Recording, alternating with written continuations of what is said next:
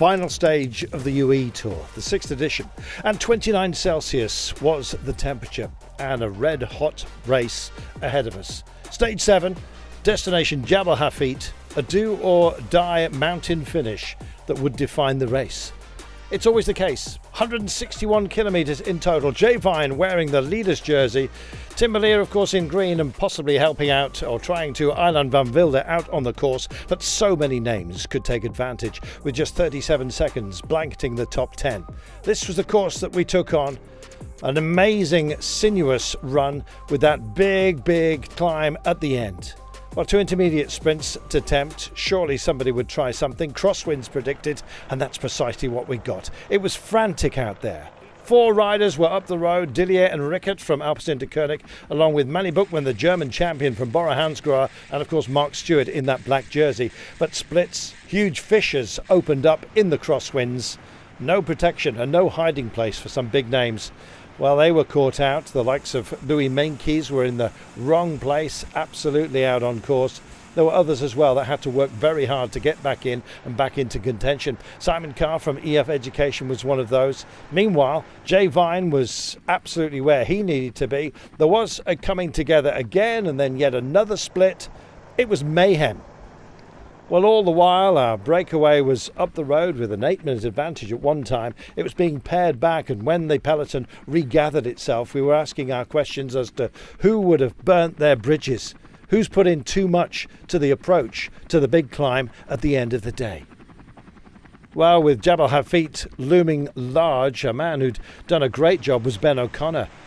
His Decathlon AG Tour Le Mondial team were really rocking. So was our breakaway. It started to fracture as we came to the foothills, and Manny Buchmann, as predicted, wanted to get as deep into the stage as he possibly could. Decathlon still pushed on, and UAE Team Emirates seemed to be absolutely where they needed to be. Bad news though, Brandon McNulty going pop out of the back, and soon to be followed by Jay Vine, the race leader himself. He looked to be struggling. Suspicion that there may well be a virus going through that team, and the absence of Adam Yates, of course, who would have been a great help. They were wondering what might have been had Yates not picked up concussion earlier in this race. Jay Vine then off the back as well. No title for him. It left it down to Ben O'Connor, but he was being lent on by all who were around him. Also under pressure, of course, Manny Buchmann, who was out up front, and Pello Bilbao decided to go on a flyer to try and steal the race as well as the day. Well, it wasn't to be for Pello Bilbao either, ultimately. He was to be wound in, the chase was being lit up behind, and constantly it seemed that the man who was there or thereabouts was Lennart van Eetvelt of Lotto Destiny. Brilliant at work by him, and indeed this small group was also starting to fracture, and the pressure was being heaped ever more intensely on Ben O'Connor. Could he survive? Max Pohl was also looking extremely lively for Team DSM Firmenich. It was getting highly selective. Michael Storer tried to roll the dice a few times for Tudor Pro Cycling, and we were heading for one of the most fascinating finales that we'd seen in this event. Ilan van Wilde of Soudal-QuickStep was marking out as well. This was Lennart van Eetvelt, though, the man who banged the bars in frustration with third place on Jabal Jais, and when he went for it with 1,700 metres to go, he looked uncatchable. Meanwhile, Ben O'Connor, who'd started with a healthy advantage over this man at the beginning of the day, was stuck in no man's land. This was a sprint for the line, essentially. Van Eetvelt knew that he had a big deficit to make up. He had ground, of course, and a bonus at the line to his advantage.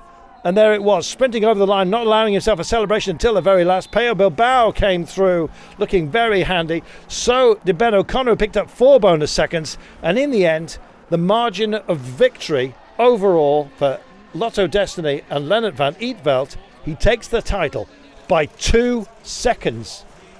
Absolutely remarkable. What a finale. We always get great racing on Jabal Hafeet, but this perhaps top of the drama list, and poor Ben O'Connor must feel wounded. Likewise, Jay Vine and UAE Team Emirates at their home race, just beaten at the very last. Jabal Hafeet always takes prisoners today, more than any. Lennart van Eetvelt, 26 seconds his margin over Bilbao at the line. Ben O'Connor finishing at the same time as Bilbao, likewise Michael Storer. But that determined drive with the bonus seconds meant that he just closed down his deficit overall at the beginning of the day and won the whole thing. Stage and title going to Lennart van Eetvelt. Chapeau, sir. Confirmation of how they finished: Van Eetvelt taking it ahead of Ben O'Connor and Pello Bilbao vaulting up onto the podium. Arne van Wilde finishing 4th overall. Look at that. A man who's going to have to get used to success said that he looked at his power meter and thought it was broken. Such was what he was generating, and a great deal of appreciation from us as well. Quite remarkable.